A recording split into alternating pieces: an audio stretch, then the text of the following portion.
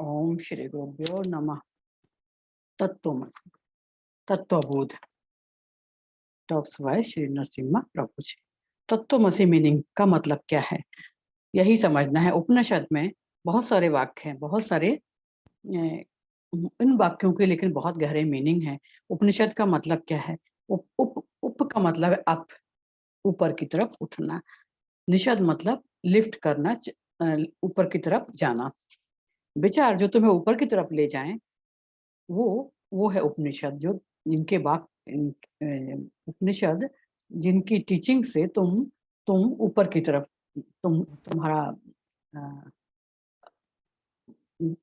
Promotion, ऊपर की तरफ तुम लिफ्ट कर सको। 10 बड़े उपनिषद हैं, बहुत छोटे हैं, 108 लगभग छोटे उपनिषद भी हैं। ये सब ये सब उपनिषद हमें ऊपर की तरफ का हमारे विचारों को अपलिफ्ट करते हैं। जीवन में बहुत सारे मोटिवेशन के विचार होते हैं, डिप्रेशन के विचार होते हैं, एंजॉय के विचार होते हैं। हमें हर सब जीवन में सफलता तो दिला सकते हैं ये मोटिवेशन, ये एंजॉय के विचार हमें जीवन में सफलता दिला सकते हैं। लेकिन मुझे मेरा असली स्वभाव क्या है, मेरा रियल नेचर क्या है, ये जीवन के ये विचार मुझे ये नहीं बता सकते हैं। मैं एज ए ह्यूमन बीइंग, हम मनुष्य होने के कारण हमारा नेचर ही डिवाइन है। मनुष्य ही अपलिफ्ट हो सकता है अपने विचारों से, और कोई नहीं। यही उपनिषद की ग्रेट टीचिंग है। उपनिषद से ही संभव है। 4 बड़े महावाक्य विभिन्न वेदों से लिए गए हैं। वो वेद हैं ऋग्वेद, यजुर्वेद, सामवेद, अथर्ववेद। वेद ज्ञान के बहुत बड़े बड़े ग्रंथ हैं। मनुष्य के लिए संभव नहीं है वैदिक नॉलेज हो सके, उसे संभव नहीं है, क्योंकि 95%, 95% वेद की टीचिंग्स कर्मकांड की है। कर्मकांड है पूजा पाठ और बहुत सारे रीति रिवाज। जीवन में सफल होने के लिए पूजा कर्मकांड चाहिए। तब आता है उपासना कांड। पहले कर्म कांड है, फिर उपासना कांड है। उपासना कांड है मेडिटेशन, ये ध्यान है, जो ये अंदर की यात्रा है। ये इसका मतलब है अपना असली स्वभाव जानो। पहला है आउटर, हमें सफल होने के लिए कर्म कांड आवश्यक है। दूसरा है उपासना कांड। उपासना है माइंड को, मन को हमें शांति देने वाला, ये हमें शांत बनाता है। ज्ञान, उसके बाद आता है ज्ञान कांड। ज्ञान कांड क्या है? ये इन दोनों कर्म कांड और उपासना कांड के से परे ज्ञान कांड है। हमारा ध्यान कर्म कांड और उपासना कांड पर हमेशा बना रहता है। हम कभी नहीं अपना ट्रू नेचर की खोज नहीं करते हैं। हमारा ध्यान ज्ञान कांड पे नहीं है। हम ज्ञान कांड को जानना चाहिए।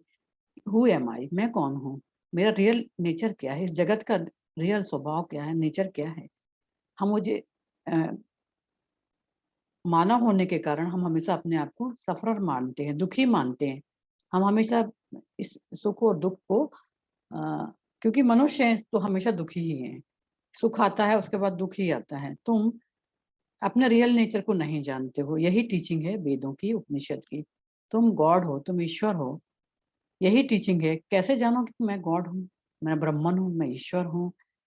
इसको हम एक एनालॉजी से समझेंगे। कि कैसे मैं ईश्वर हूँ। इसको हम समुद्र, पानी और लहरों से समझेंगे। लहरें, पानी पानी प्रकट हुआ है समुद्र में। लहरें क्या हैं? लहरें हैं, रिप्रेजेंट करती हैं जीव को, विभिन्न टाइप के रूपों को, जो हम, आप और ये बहुत सारे लोग हैं। ये इन जीवों को, इन चीजों को लहरें रिप्रेजेंट करती हैं। कुछ छोटी लहरें हैं, कुछ बड़ी लहरें हैं, कुछ रौद्र लहरें हैं। अब इन लहरों के दृष्टिकोण से छोटी लहर हमेशा बड़ी लहर से डरती है, भयभीत होती है। बड़ी लहर आएगी तो मेरा अस्तित्व खत्म हो जाएगा। जो बहुत भयानक लहरें हैं वो सोचती हैं मैं समुद्र के किनारे जाऊंगी तो मेरा अस्तित्व खत्म हो जाएगा। तो सब भय में जीते हैं। तो इस भय से हम कैसे मुक्त हों? मुझे लहर के रूप में हम समझें तो ये भय से कैसे मुक्त हों हम? तो ये लहर के रूप में हमें समझना होगा कि मैं तो हिस्सा ही हूँ इस समुद्र का। मैं कुछ अलग नहीं हूँ, इस समुद्र से मैं तो समुद्र से ही पैदा हुई हूँ। ये बड़ी हुई हो या छोटी लहर हो या बहुत रौद्र लहर हो, सभी लहरें तो इस समुद्र से पैदा हुई हैं। और हाँ, इस छोटी लहर का और बड़ी लहर का दोनों का कारण समुद्र है। मतलब हमारे पिता समुद्र ही हैं। तो ये हम छोटी लहर और बड़ी लहर आपस में भाई बहन हैं। हमारे पिता एक ही हैं। समुद्र को आपस में ऐसा हम जब समझेंगे कि ये हम तो एक ही पिता की संतान है, हमें आपस में प्रेम होगा, लहरों को आपस में प्रेम होगा। यही प्रेम तुम्हें शांति तक पहुंचा सकता है। प्रेम कम करता है हमारे, जब हम आपस में प्रेम होता है तो हमारी ईर्ष्या कम होती है, द्वेष कम होता है, प्रतियोगिता कम होती है। तब लहर को छोटी लहर को बड़ी लहर से डरना नहीं होता है। क्योंकि लहरें, छोटी लहर या बड़े, दोनों ही पानी ही है। कोई प्रतियोगिता नहीं है, हमें कुछ नहीं होगा, कोई नहीं खाएगा, किनारे में जाकर मेरा अस्तित्व समाप्त नहीं होगा और भय चला जाता है। बट पानी रिप्रेजेंट करता है सुप्रीम रियलिटी को, जो परब्रह्म है, सुप्रीम रियलिटी, प्योर कॉन्शियसनेस है। समुद्र है गॉड कॉन्शियसनेस, ईश्वर। क्योंकि वर्ल्ड है जीव, तो वेव, लहरें रिप्रेजेंट करती हैं जीव को व्यक्तिगत रूप से। जो छोटी बड़ी लहरें हैं वो व्यक्तिगत रूप से जीवों को, विभिन्न रूपों को रिप्रेजेंट करती हैं।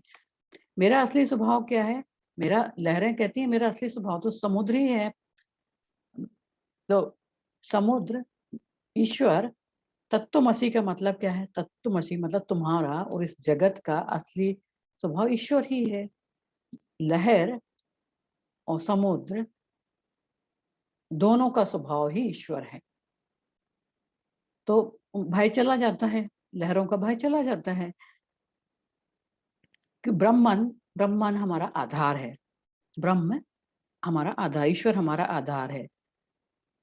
तो मेरा नेचर और इस वेव के लहर के हिसाब से मेरा नेचर और इस समुद्र का नेचर एक ही है। दोनों का नेचर ही ईश्वर है। लहर ही समुद्र है, समुद्र ही लहर है। दोनों ही एक हैं, दोनों को एक दूसरे से अलग नहीं किया जा सकता है। तो दोनों का असली स्वभाव भी कॉमन है। गॉड गॉड मेरा नेचर ही सच्चित आनंदा है। आत्मा जो कभी नष्ट नहीं हो सकती है, ब्लिसफुल है। मैं जीव हूँ, मेरा असली स्वभाव ही गॉड है। मैं ही ब्रह्मन हूँ, ईश्वर हूँ। आत्मा जो कभी नष्ट ही नहीं हो सकती है, जो आनंदित है। हमने अपने असली स्वभाव को ही जानना है। ये वैसा ही है जैसे एक गोल्ड से बनी चेन हो, रिंग हो या नेकलेस हो, कुछ भी हो, वो गोल्ड, उसको मेल्ट किया जाएगा तो वो वापस गोल्ड में ही बदलेगी। गोल्ड कहीं नहीं जाएगा, गोल्ड को कुछ भी नहीं होगा, रूप बदल जाएंगे। चेन, नेकलेस या रिंग या जो भी उसका कोई रूप हो, वो बदल जाएगा। गोल्ड को कुछ नहीं होगा, गोल्ड ज्यों का त्यों ही रहेगा। अमृतस्य पुत्र, तुम अमृत के पुत्र हो, तुम भगवान के बच्चे हो, तुम्हें भय कैसा है? एसेंस, यही एसेंस कॉन्शियसनेस है, तुम्हें यही जानना है।